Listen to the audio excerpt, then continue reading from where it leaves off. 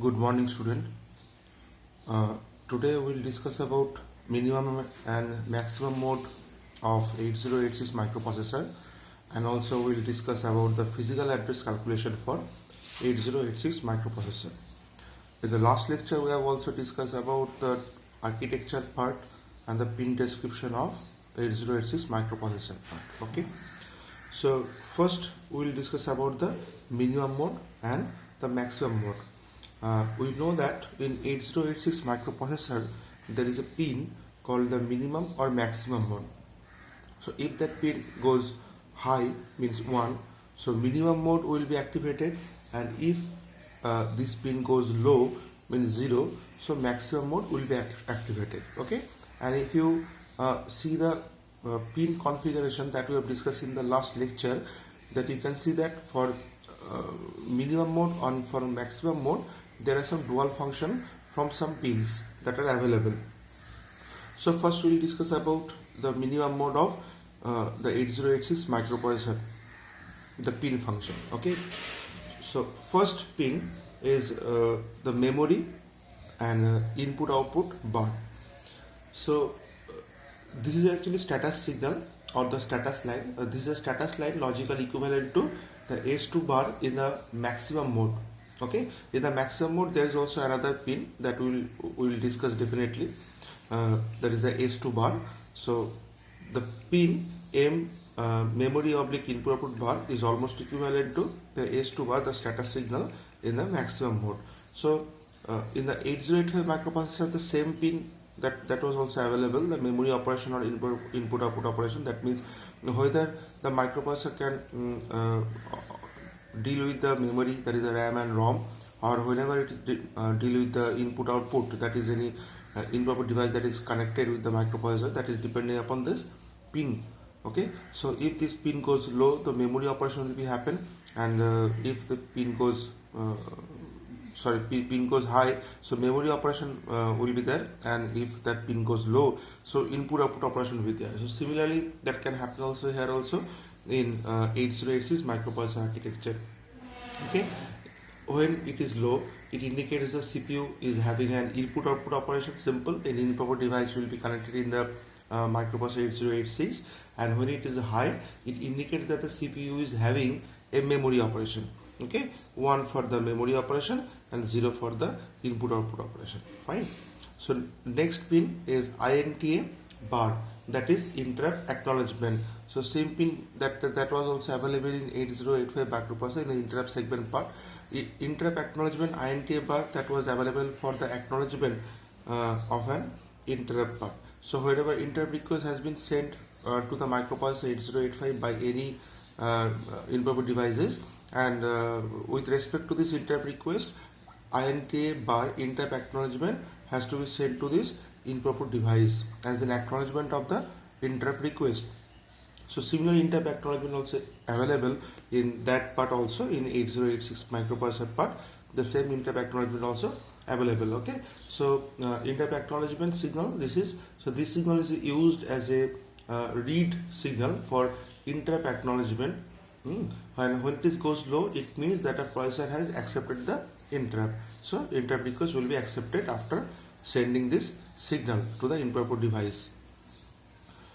ALE signal, address latch enable, the same signal that was also available in 8085 microprocessor, address latch enable signal.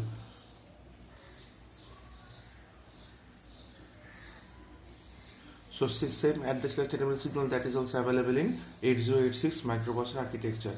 The output signal indicates that the availability of the valid address on the address or data lines, address data multiplex bus that is available in 8086, 80 to 8015. So this availability of this valid address line means whenever this address data multiplex bus will be working as a data bus, and whenever it is working on the address bus, that is dependent on the ALE signal.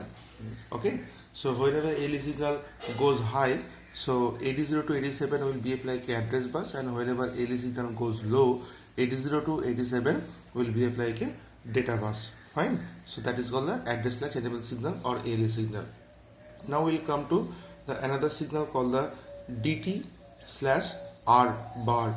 that is data transmit or receive signal. Okay, that is a new signal that is available in the 8086, the data transmit and receive signal. This is the output signal, means outgoing signal. Okay, this output signal is used to decide the direction of the data flow through the transceivers. When the processor send out data, this signal is high, and whenever processor is receiving data, the signal goes low. So the processor sometimes can send the data to the input device or the memory, so that signal goes low, means transmission is happening over here. And whenever microprocessor is receiving some data from the any input devices, so this signal goes low. Okay, so that is means microprocessor is receiving some data from any other devices. Okay, logically this equivalent to S1 bar in the maximum mode. So as we can say that memory oblique input bar is equivalent to the S2 bar signal in the maximum mode. Whenever we will discuss about the maximum mode, we will definitely discuss about the function of the S2 bar signal. So the functions are almost same, and similarly S1 bar that is available in the maximum mode operation of the 8086. So DT means data transmit and receive signal is almost equivalent to the S1 bar signal of function in the maximum mode. Okay, so we know that minimum mode and maximum mode that is available for 8086 microprocessor for single processor and multiprocessor operation. So sometimes the same function is available for the minimum mode, and sometimes same function is available for the maximum mode operation also. So we can say over here that DT means data transmitter transmit and receive signal is almost equivalent to the S1 bar signal in the maximum mode signal. Okay, now next signal is the DEN bar, data enable bar signal. DEN bar, data enable bar signal. Okay, that is available for 8086 microprocessor minimum mode. Data enable, the signal indicates the availability of the valid data over the data or address line, means 80 to 815 address data multiplex bus, whether the valid data is available in this address bus or data bus is it or not. It is used to enable the transceiver to the separate the data from the multiplex address or data signal. Okay, so data enable signal means whether address is transmitting through the address bus or data is transmitting to the data bus, that is dependent on the data enable. So if the only data is transmitting through the 80 to 87 bus, only the data is transmitting, then this signal will be activated, means the data are only transmitting, not address. So that is the function of the data enable signal. Next is hold signal and HLDA signal. That two signals are very important, and that is related to the direct memory access controller that we have already discussed in the 8085 microprocessor part. That is also available in 8086 also. Okay, that is also available in 8086 also. So hold signal and HLDA part both are related with the direct memory access controller function. Okay, and that we have discussed in the previous classes whenever we have discussed for 8085 microprocessor. Same function also available for the 8086. Clear? So I think we don't have to discuss again about the hold signal and HLDA signal, because the functions are both same for 8085 microprocessor. You can see the previous lecture that where we have discussed about the function of hold signal and HLDA signal with a diagram. Okay, same diagram can be available for the 8086, that we can check. The right signal, it is active low signal. The same signal is available on 8085 also, and the same signal is available for 8086 microprocessor also. Okay, this is the right signal. When that signal goes low, it indicates that processor is performing a memory or improper write operation. Write operation means whenever microprocessor want to store some data into the memory or into any input-output device. Okay, it means it is called the write operation. So whenever microprocessor want to store the data into the memory, okay, in the RAM or any improper device, so that write signal goes low, will be that means will be activated. Fine. So now we can discuss about the maximum mode operation. So maximum mode operation means whenever minimum or maximum this pin goes low, so maximum mode will be activated because it is the active low signal. So now we can discuss about the maximum mode. So in the maximum mode, first there is the status signal. Okay, so there are basically three status signals: S0 bar, S1 bar, and S2 bar. Three status signals are available over here. So these are the status lines which indicate the type of the operation.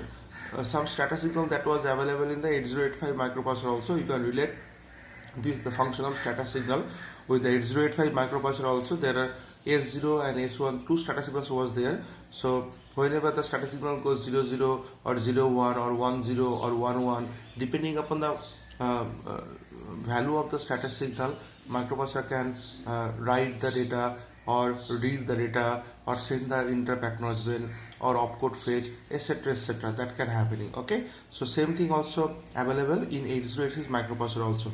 There are three status signal: S0 bar, S1 bar, S2 bar, and depending upon the values of the status signal, microprocessor can do the particular operation. Okay, so here we can show you the particular function, that is S0 bar, S1 bar, S2 bar. If that beta is 000, so interrupt acknowledgement will be there. If the bits are 001, so read input output port, means microprocessor can read the data from any input output port. If that bits are 010, so write the data in input output port. 011, halt instruction will be activated. Sorry. So in this way, there are different values that is available for the status signal. So different operation will be performing. Okay, so microprocessor can perform a particular job depending upon the different values of the status signal. Status signals show the status of the microprocessor. Microprocessor are performing which job currently, that is defined by the values of the status signal. Clear?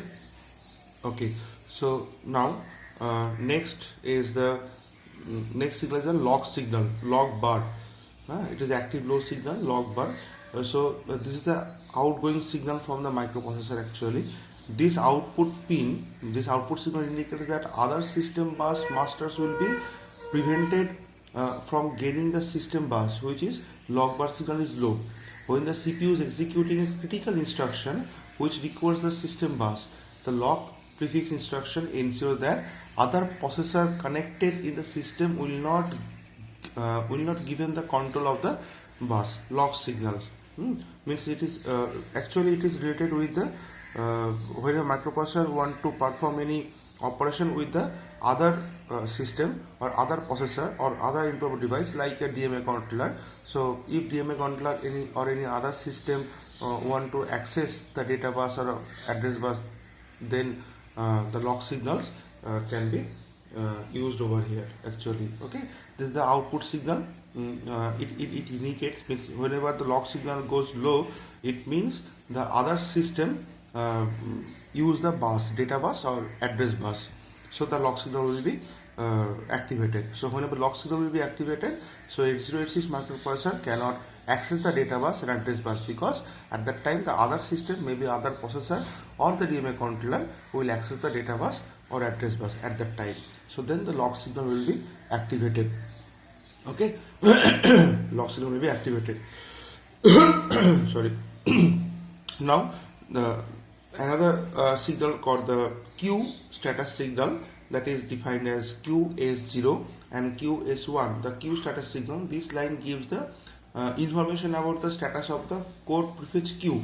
Okay, we know that in 8086 microprocessor, in bus interface unit and execution unit, the two parts are there in the architecture of the 8086 microprocessor part. And in this architecture, we have shown that another Q is available. 4 byte or 6 byte Q are available, that we have discussed in the architecture part. Okay, so this status signal is related with that particular Q which is available in the 8086 microprocessor part. Okay, the first in first out Q. So we can see that these are the active during the clock cycle, after which Q operation is performed. So here we can show the particular example of the status of the queue.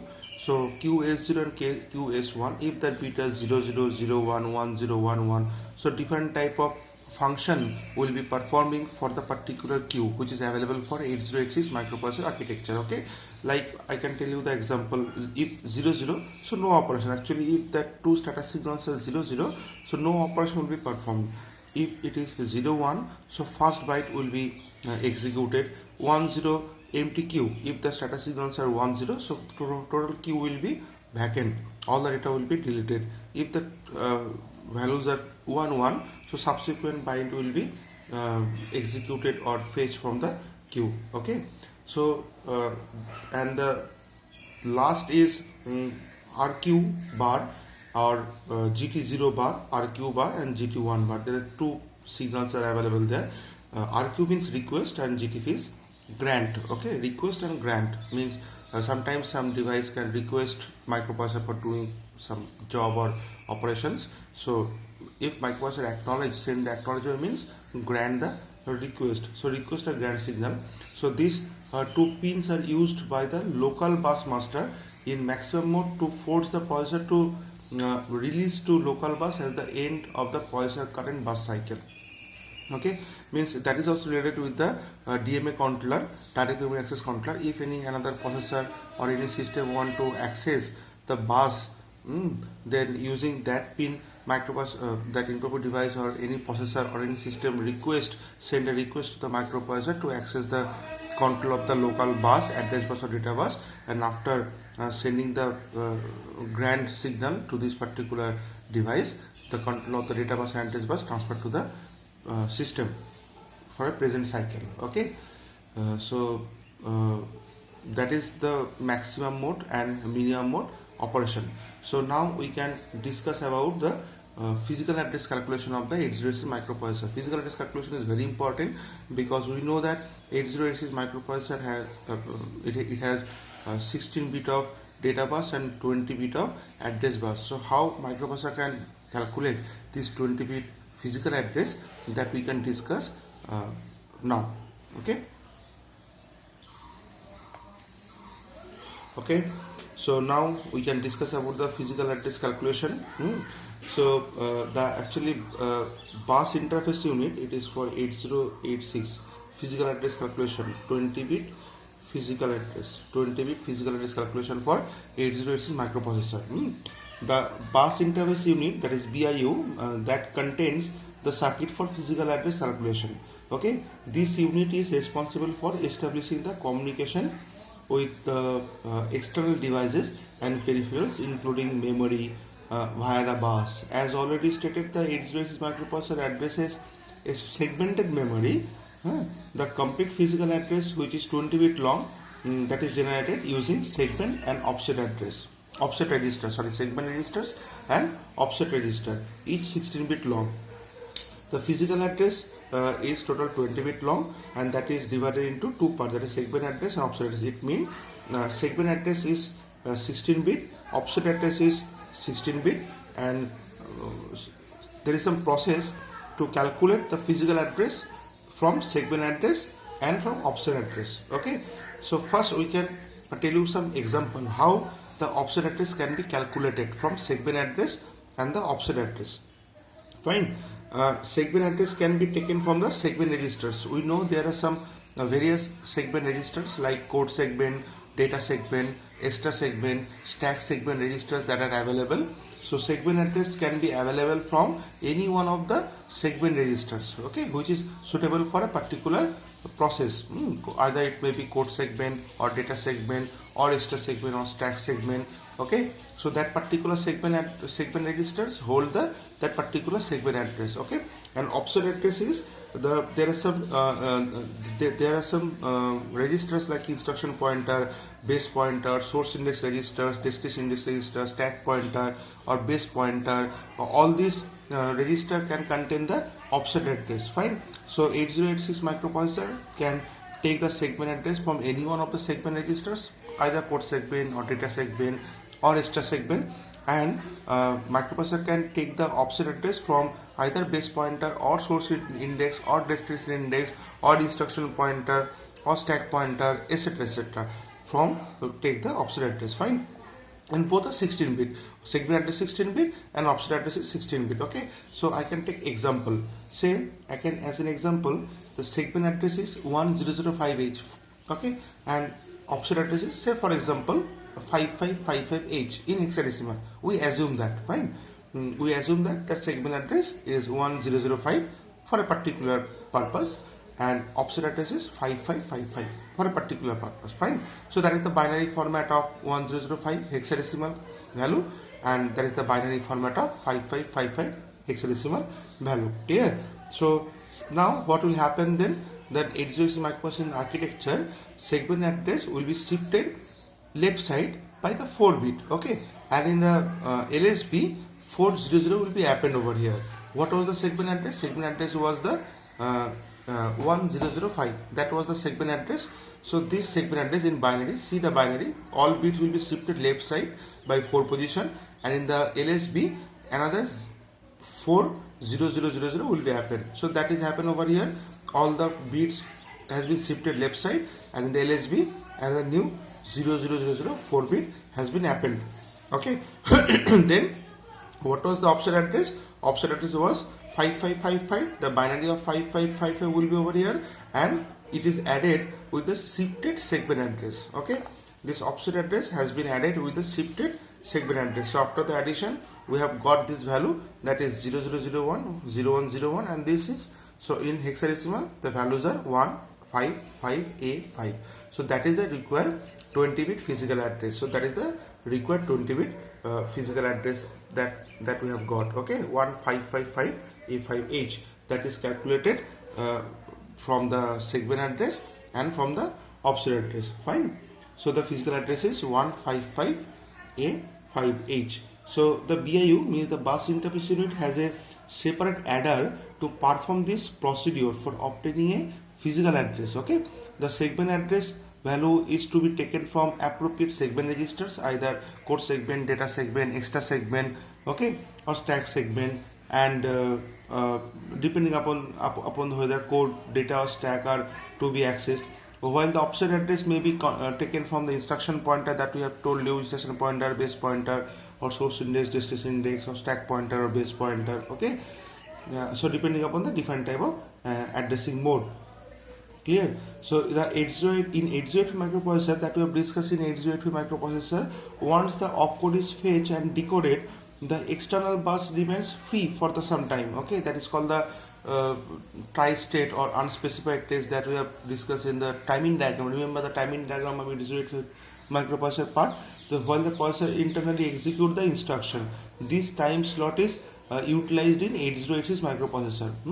This particular time slot has been utilized in the 8086 microprocessor. While the fetch instruction is executed internally, the external bus is used to fetch the machine code of the next instruction and arrange it in the queue known as the pre-decoded instruction byte queue. Okay, pre-decoded instruction byte queue.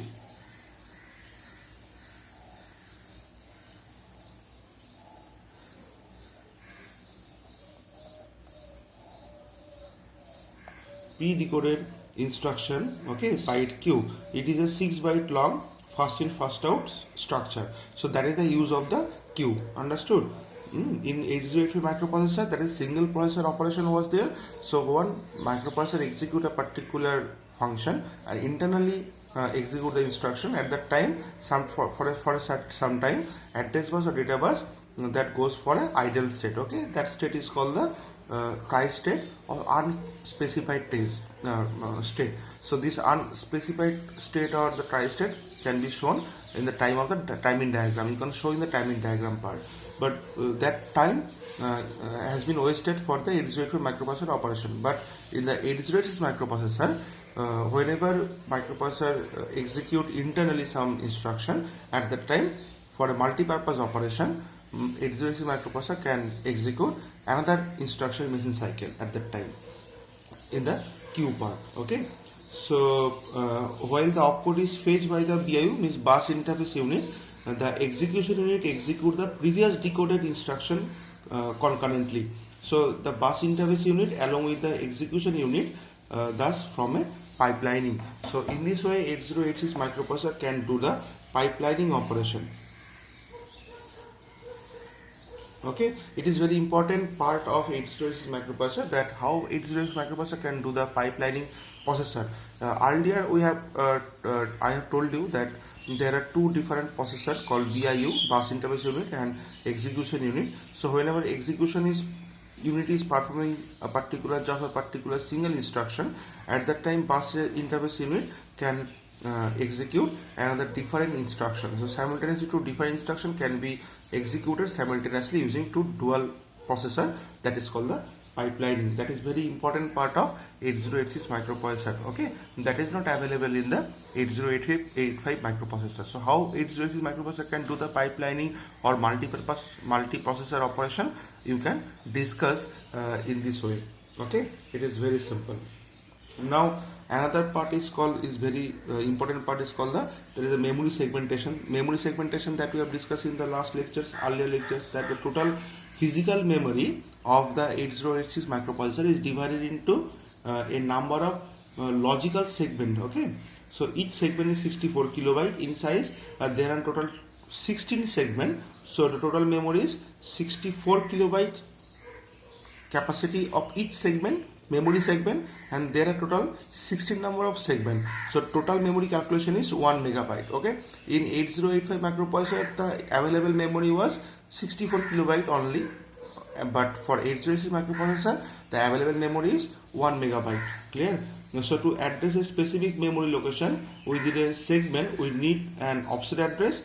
The offset address is also 16-bit long, so that the maximum offset address can value is FF. Okay, so I can tell you one example. Say in a particular colony there are 100 houses. Okay, so better we can arrange all the houses by say 10 number of rows and 10 number of columns. Clear? So row number 0, row number 1, row number 2, row number 3, etc. Row number 1, 2, 3, and column number 1, column number 2, column number 3, etc. So if we want to find out house number 67 for example, so better we search from house number 1, 2, 3, 4, 5, 6, 7, 8 up to 67 number house. Better we can search for 6 number of column and 7 number of row, so you can easily find out the house number 67. Okay, so same thing happen also in 8086 microprocessor part. So to find out 20-bit long physical address, that is divided into two 16-bit and 16-bit addresses, segment address and offset address. So better find out one segment address which is 16-bit long and find out another offset address which is another 16-bit long, and from these two segment address and offset address find out the 20-bit long physical address. Okay, so that is called the memory segmentation that is available in 8086 microprocessor part. Clear? So that thing that we have discussed elaborately, how the microprocessor 8086 can do the physical address calculation, what is pipelining, what is multi-purpose processing for 8086 microprocessor, and now the last thing that we will discuss about the addressing mode of 8086 microprocessor. There are 15 or 16 addressing mode that are available in the 8086 microprocessor. Okay, so this is the addressing mode of 8086 microprocessor. In 8085 microprocessor there are total 5 number of addressing mode. Okay, that was like immediate addressing mode, direct addressing mode, registered indirect addressing mode, register addressing mode, implicit addressing mode, etc. So similarly in the 8086 microprocessor also there are 15 or 16 addressing mode. So before going to the addressing mode, something that we have to discuss in this part.